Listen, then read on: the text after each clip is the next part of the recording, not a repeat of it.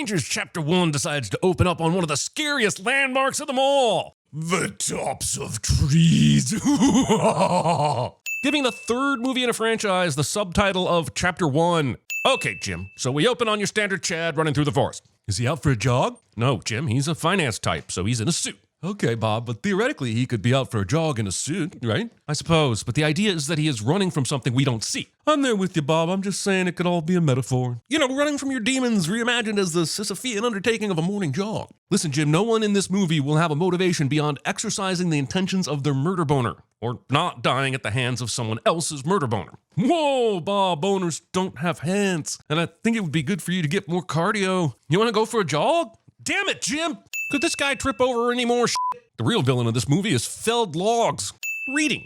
Also, not telling us how many of those violent crimes were people killed with an axe in the woods, and how many were Florida men who attempted to rob a convenience store armed with palm fronds and a flip-flop. Being proud of the fact that 2 violent crimes happened during your logos. Obviously, any murder, I guess, is brutal, but at the end of the day, both of our main characters are stabbed once, and one of them survives. So these most brutal attacks are getting a citation needed sin, whether it's appropriate or not. Saying somewhere in Oregon when you just showed us exit 345 in Lime. Where are you gonna put your broomstick collection? How about the cage that you're gonna be sleeping in because you won't be sleeping with me? Was there not a couch to sleep on in this token guy in trouble with his wife scenario? I love you. The odds of these 2 surviving this trip was already low based on who they are as people. Do you want your inhaler? Struggling to breathe life into this asthma subplot, The Strangers Chapter 1 is really going all in with the tree footage. Allie shows our funds came through. Movie gets paid for this product placement right in the middle of the script, and payment comes through the product they are placing. Venus, Oregon, population 468. In case you confused it with my penis organ population, you bro! Also, the first hit when you search for this town is the fake website that was part of the marketing for this movie. And if you recklessly put your trust in Google's AI overview, your reality now includes a fictional town that doesn't exist, alongside a real mountain peak that does exist, but is nowhere near the highway they were on, which was Interstate 84. This diner needing 2 establishing shots to make it worth it for BMW. Buck and Cletus look like troublemakers who want you hogtied in the back of their pickup cliche, suggesting there are prices more popular than free. This menu has the pies listed between the burgers and the side orders, instead of in its own separate dessert section. And my dream project of a menu categorization sins channel would be all over that nonsense. What's going on? Car won't start. Did the car not starting when Ryan was pressing the ignition button not give that away, Maya? Sudden Rudy not played by Sean Astin. Also, either every single person that lives in Venus is behind this stranger's bullshit, or they all like to cosplay as if they are, for reasons. He means an Airbnb. There's an older guy, Joe Gussis. He rents it out sometimes. Except during hunting season. Considering Ryan and Maya discover the house is available, I have to assume it is not hunting season, and that there is zero reason for Rudy to mention this, other than he feels the need to plant red herrings for possibilities that may or may not exist later.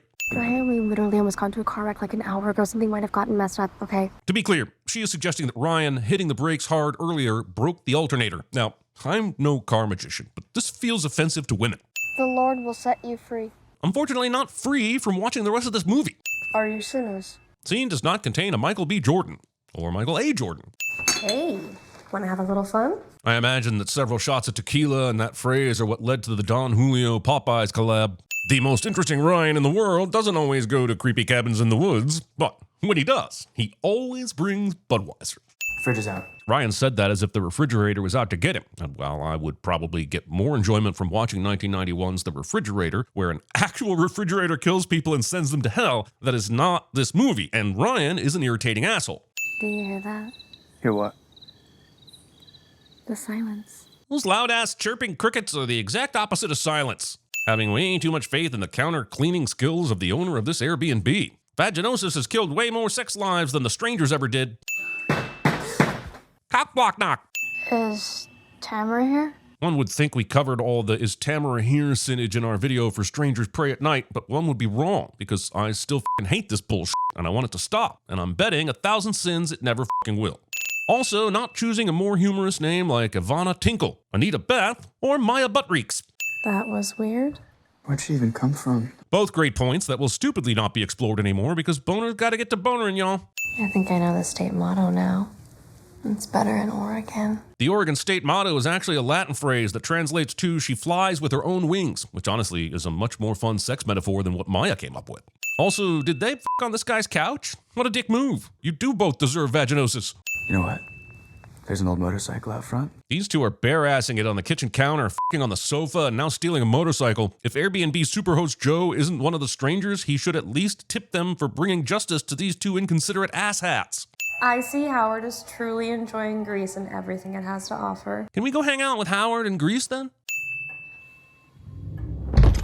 Just so we're clear, Maya experiences this crazy, freaky bullshit, and not only doesn't go barricade herself in a room somewhere, but she will choose to smoke some weed, listen to some music, and take a shower instead.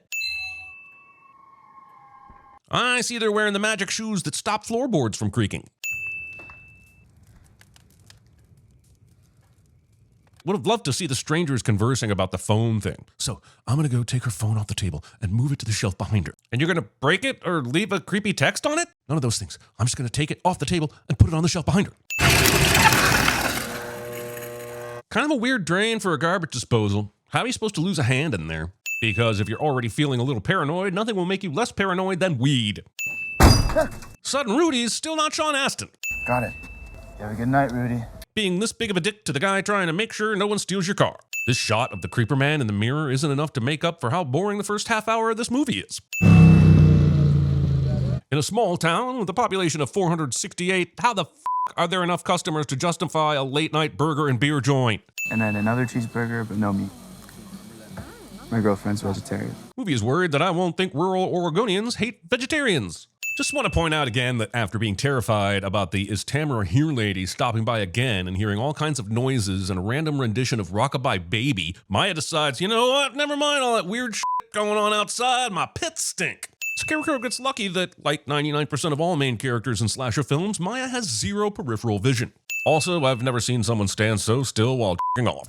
It doesn't count as toying with someone if they don't know it's happening or don't seem to care. It's all for the audience bullshit that even in retrospect, the characters won't be able to register because they were never aware of it. Also, this sneaking around and disappearing stuff has been going on so long that I'm contractually obligated to assume that every time Scarecrow is off camera, he is in another room putting his balls on things. Having overcandled this coffee table well before the power goes out. Not taking a second to ponder the creepy masks and what kind of hunting Joe must be up to in this cabin. I mean, lucky for Dollface, Maya dropped her phone at just that moment, or her reveal wouldn't have been nearly as dramatic. These strangers catch all the theatrical breaks. There's an awful lot of light being generated in this hallway for the power still being out, and considerably more than when Maya had dropped her phone a moment ago. Maya, what are you doing here? The more important question is, how did Ryan know that Maya was in the room? She wasn't making any noises, yet this is the first place Ryan looked. I know what happened. That painting looks absolutely nothing like the face/mask that Maya saw, which was also attached to a body, and yet Maya says none of these things because this is the best excuse the script can come up with to have them feel safe enough to eat some food and discover the dead chicken in the ceiling fan. And that is a sentence I just uttered out loud. Were you smoking? Getting so high that you create a plot convenience. She's just some weird teenage girl, okay? She's not gonna hurt you. Not gonna hurt you? Did you even go to high school, bro? I told you there was someone in here, Ryan! Get the door! Lock the front door! Holy shit, they didn't lock the doors? Look at the size of the hubris on these two. Swing, swing, swing the spinning step. You wear those shoes and I will wear that dress. Oh. If I had a nickel for every time a new character played Moonlight Sonata, I'd have 2 nickels, which isn't a lot, but it's weird that it happened twice. I wish we could get a movie in this franchise from the perspective of the strangers. We could watch them plan out the "Is Tamara Home" shenanigans and watch them express how much they love Adele and smiley faces while their unknowing victims are taking a shower. If I had a nickel for every time Scarecrow did a "Here's Johnny," I'd now have 4 nickels, and I wish the movie would just stop giving me nickels. Did they leave? I think so. You think so? Ryan thinks that Scarecrow axed through the top of the door, found the dresser pressed up against the door unmovable, and took off? I guess they're good. Maya can go take another shower now. Why did it stop? Because when there's barely a story, you barely need logic. The motorcycle burst into flames right as they got to it. It's uncanny timing, which shouldn't have mattered, since the flaming trail and the guy standing at the end of it should have been seen well before the bike caught fire. This house has a raised foundation. What? Crawl space. Then why didn't you start with crawl space, Maya? Spending 4 minutes of runtime in this crawl space because that is how you put seats in butts. Yes, I do find my intentional verbal foibles to be humorous. Oh no, what if Maya hasn't had a tetanus shot recently enough? Way to ramp that fear quotient up, The Strangers Chapter 1. Passing up on the perfect opportunity to play Mac the Knife. We'll go to the shed. I really want to root for Ryan and Maya, but then they just keep making the dumbest fucking decisions every single fucking chance they get. Go to the shed? The fucking shed? It's like the writers just decided to base a movie around those assholes in the Geico commercial that go hide from the killer behind the chainsaws. Oh, you, Ryan. This asthma subplot still has me waiting with bated breath. I can see anything. I think I sucked that weed. Sure, it means you have a lighter. Plus, your reaction time has been cut in half, and you may be extremely paranoid. Great attributes to have when escaping killers. Also, this, oh shit, they're right behind you shit is getting old as shit. Anything? Feeling the need to speak loud enough for someone to hear you that far away when there are at least a couple people close by trying to murder you. Stopping for a hug after all this carrying on instead of getting busy. And by busy, I mean getting the f*** out of here to a place where you can actually get busy, if that's something you would like to do at that point. And we will find out Ryan has murdered the owner of the house who has come to repair the refrigerator. And I'm not sure exactly how the movie wants me to feel about this, but I feel nothing. He honestly could have just shot Barney the dinosaur or my Aunt Tina, and I'd feel about as numb and dead inside as the first 57 minutes of this movie and the previous 2 installments of the Strangers franchise have left me. You were trying to protect us, okay? Not thinking there will be time to talk about the murder you committed, but only if you survive the murder being committed against you. Seriously, fight or flight seems to have pieced out. Wait. Finding silver linings in innocent murder victims. The most confusing consistency in all 3 of these movies is that Scarecrow is not afraid to ram his truck to the point of near destruction. And my biggest question is, are the strangers just buying new trucks after every killathon? That seems like a lot of unnecessary overhead, especially when profit margins are non-existent. Character in horror movie turns to aim weapon where the killer previously was, and said killer is no longer there because they apparently have the ability to portal jump cliche. At first I was like, oh shit, there are fingers on the door, look out! Then Ryan frees his leg and kicks out the windshield, and those fingers never become a thing. More hot tops of trees action. Doing this, killer walks casually, but has no problem keeping up because of some tortoise in the hair bullshit. Since the masked people like engaging in so much fuckery, it's not clear whether or not this actually works. However, this top-down shot makes the notion of it working more absurd than plausible. Maya conveniently laying down right next to a murdered person's skeleton to provide the movie with its jump scare every 3 minutes mandate is convenient. 39 seconds of hot Maya stares at trees action. Of course they are right behind you. That's where they have been the entire movie. Singing strangers. Maya! Did he just cock that axe? This was it. This is the whole payoff from that Lost Inhaler arc. Ryan does a grade school science experiment to create water vapor in a plastic bottle which cures his asthma. That was the whole thing. But also, while steam or water vapor may be a supportive measure during an asthma attack, it's certainly not the quick fix this movie just made it out to be. But more importantly, I'm not a doctor. And if you're currently having an asthma emergency, I mean, keep watching, of course, but also go to a hospital, dummy! Maya! Maya! Maya. I mean, excitement? I got you. Okay, and far be it from me to tell you how to do your job, but I'm thinking it might be in your best interest to just pull the trigger. Skip! If that chicken is still dripping blood, then more than the middle of that fry carton should be slathered in it. New Balance being okay with the fact that their sneakers didn't help at all with them evading capture while on foot. Ryan. I know they wanted a trilogy here, but I'm still not sure why the first movie just had to be a recreation of the original film. I feel like there still could have been some new territory to explore here. Maybe not ended on people tied up to chairs and the strangers getting all stabby yet again. We've seen this before and done much better. Why do we need to see it again and done much worse? Maybe chapters 2 and 3 will take this into some new territory, but I actually have to want to see chapters 2 and 3. Everyone involved in this movie seemed to forget that. Marry me. It really isn't that romantic when Till Death Do Us Part is only going to last another 5 minutes or so. Why are you doing this to us? Because you're here. What was a once terrifying statement has now become as annoying and repetitive as the 2 sequels made to a film that was a lesser carbon copy of a superior French film.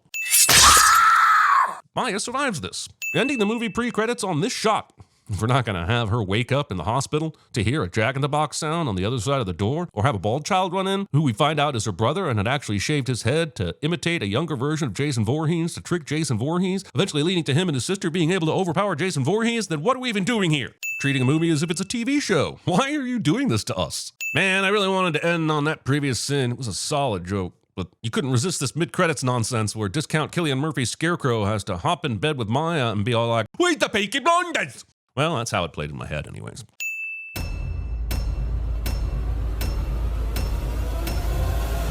Here I am, Wheezy. The events of that day were to lead to the discovery of one of the most bizarre crimes in the annals of American history, the Texas Chainsaw Massacre. I'm gonna need to eat before then. Make it so, Mr. LaForge. Can we start off with 2 iced teas? What is a grid, anyways? Do you hear that? I farted. I am your singing telegram. Is Tamara here? Bitch, I don't know your life. Hey, this is Ryan. Leave me a message. I just got out of a 6-year relationship, okay? That should help explain why I'm acting so weird. How lovely to peep you. And stabbed him in the back with my poison soaked kukri. Gods. We've got each other.